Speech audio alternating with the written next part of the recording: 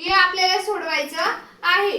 बघा आता इथे आपल्याला ऑप्शन पण दिलेले आहे, तर मग आता आपण हे कोड्यामध्ये सोडवणार आहे, म्हणजे याच्यामध्ये प्लस मायनस आणि मल्टिप्लिकेशन करायचं काय करते तुम्ही मला सांगणार आहे।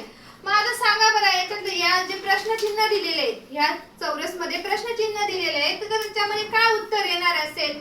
तुम्ही प्लस करणार की हा जो प्रश्न आहे तो स्पर्धा परीक्षा स्कॉलरशिप साठी अवश्य येत असतात, तर ते आपल्याला सोडवता आले पाहिजे की स्कॉलरशिप साठी म्हणा किंवा स्पर्धा परीक्षेला म्हणा असे प्रश्न मॅथच्या पेपर मध्ये येतच राहतात। त्यावेळेस आपण कन्फ्युज नव्हतो, आपण कसे सोडवले पाहिजे किंवा त्याचा काय बेरीज येणार का वजाबाकी येणार, तर काय करावं लागेल आपल्याला ते तुम्हाला सांगता आलं।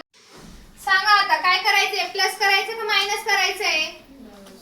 आवाज येऊ दे तुमचा थोडासा। मग कसं प्लस करणार सांग गौरी, का कोण सांगता? प्रणाली तू?